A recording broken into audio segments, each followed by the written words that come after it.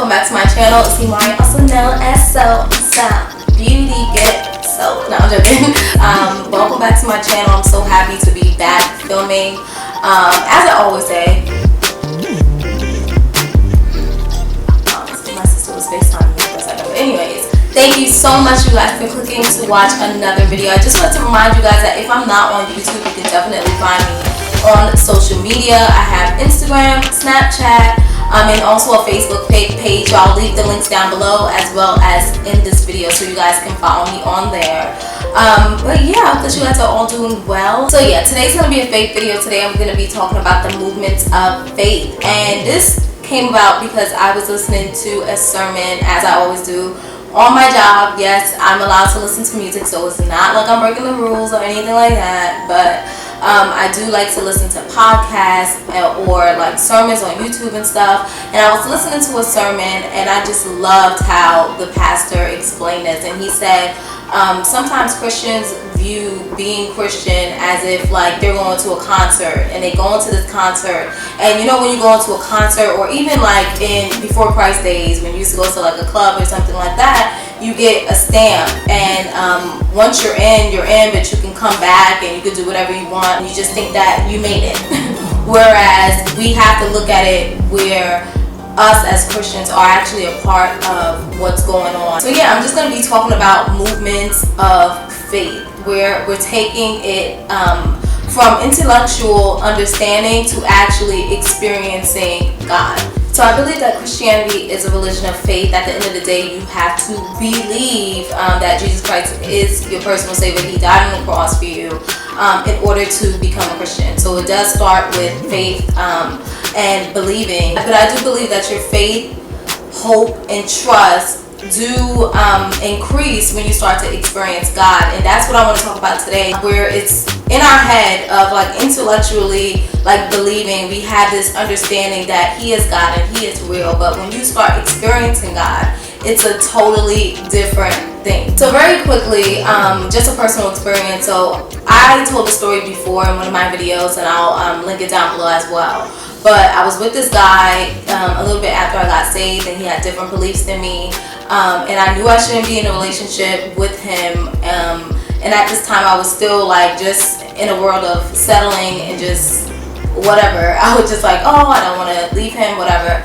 And I just felt God tugging at my heart saying, Imari, like, you cannot be with him. And I was just like, listen, even my friends was like, Imari, nah. Like, I just couldn't do it. So I went to church or whatever, and he used people to speak to me. I would never forget, I'm sitting in the service, and all of a sudden this woman just starts talking about how she prays for her husband. When she prays, she just prays that he's of the same beliefs. Like, she can't be lifting up her hands and worshiping, and the other person doesn't even believe in God. And I was like, oh my God, like, I'm not trying to hear this right now. This is like the last thing I'm trying to hear right now, because I wanted to do what I wanted to do, and basically I was being disobedient to God and what he wanted me to do at that time.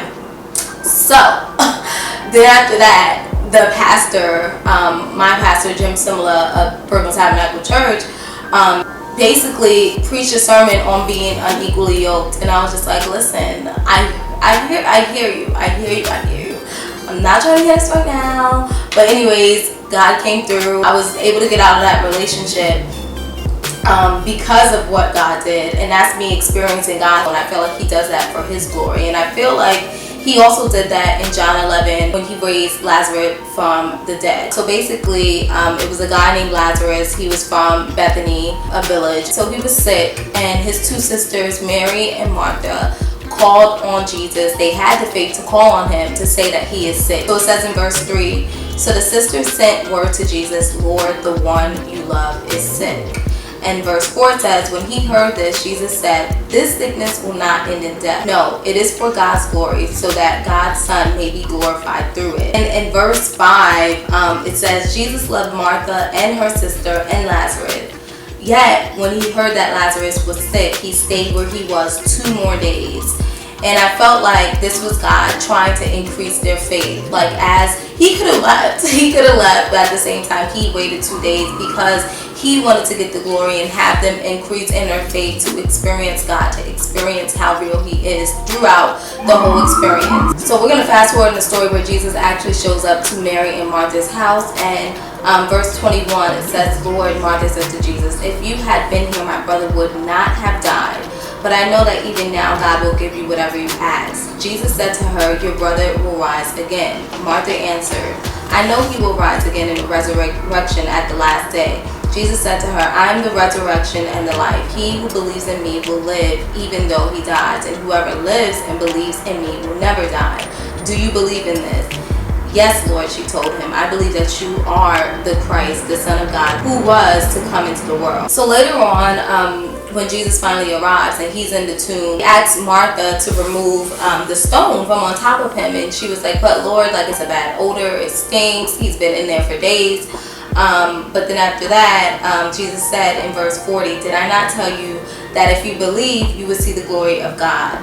So they took away the tomb. Then Jesus looked up and said, Father, I thank you that you have heard me. I knew that you always hear me, but I said this for the benefit of the people standing here, that they may believe that you sent me. In verse 43, that's when he raises him from the dead. If you continue to seek him, regardless if you don't see the result right now, it's a lot of things that come from faith. So pray as if you know and you believe and you have so much faith in him, because that's when the experience takes place. That's where it becomes so real. Keep doing it because he's using it for his glory. He did it not only for Lazarus, but he did it also for Mary and Martha. So yeah, I hope that you guys enjoyed this video. Thank you guys so much for watching. Tweet me, message me, Instagram me, we can chat, you can email me. I'm always open to just chatting it up. That's what my blog is all about. That's what SoulStyleBeauty is all about. Just inner beauty first, and then everything else comes after that. And it starts from you knowing where you came from, which is your creator, who is Jesus. So thank you guys so much for watching, and I'll see you in my next video.